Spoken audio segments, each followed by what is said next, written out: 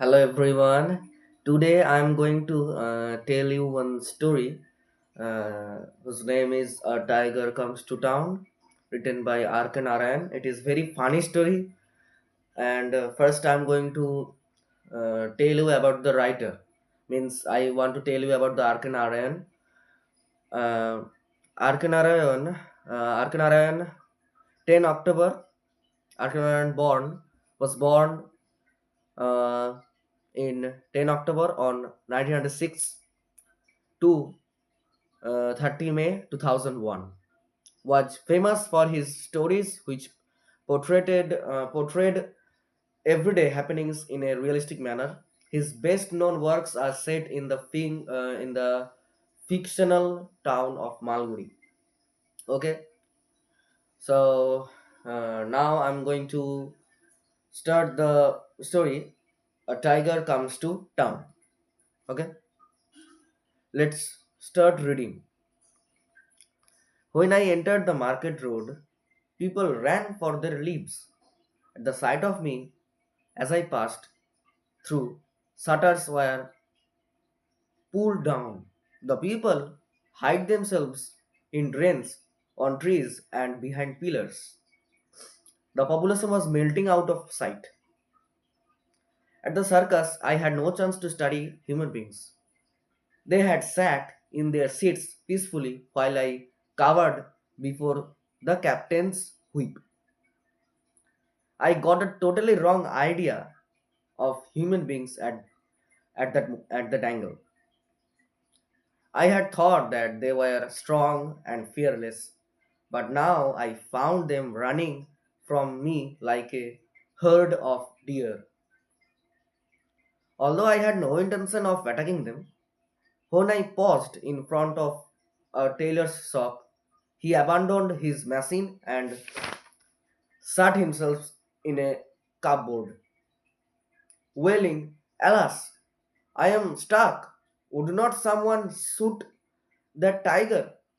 A prisoner between two constables got his chance to escape when the constables fled, abandoning him with his handcuffs. I tore a horse from its carriage and enjoyed the sight of the passengers spilling out of it and running for their lives. Sheer hopelessness seemed to have seized the townspeople.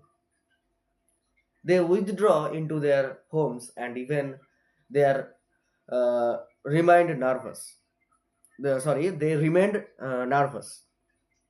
All doors and windows everywhere were shut, bolted, and sealed. Some even though some even thought that I was some extraordinary creature who might pass through the walls and lie in wait on the roof or in the basement.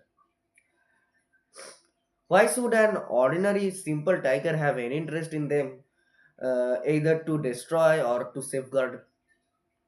I rested for a moment at the door of a restaurant.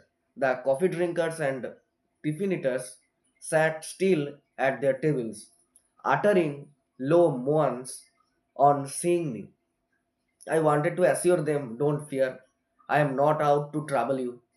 Eat your tiffin in peace. Don't mind me." You, nearest to me, hugging the cash box, you are a coward, afraid even to breathe. Go on, count the cash, if that's what you want. I just want to watch, that's all. If my tail trails down to the street, if I am blocking your threshold, it is because I am 11 feet deep to tail. I can't help it. I'm not out to kill. I'm too full. I found a green pasture full of food on my way. I would not need any food for several days to come. I would not attack until I feel hungry again. Tigers attack only when they feel hungry. Unlike normal human beings who kill one another without purpose or hunger. And I think that is the reality of human beings nowadays.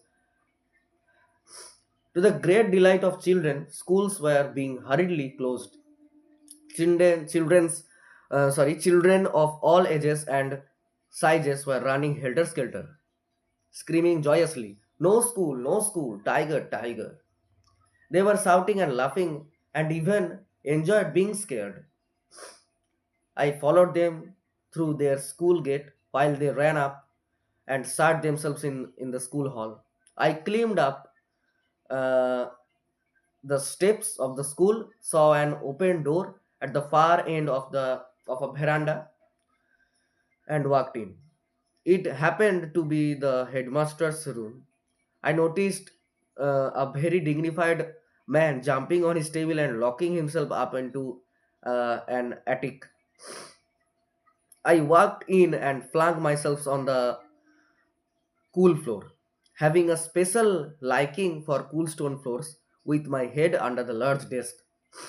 I was in no mood to bother about anything. All I wanted was a little moment of sleep. While I slept, uh, I had been properly locked up and was being watched.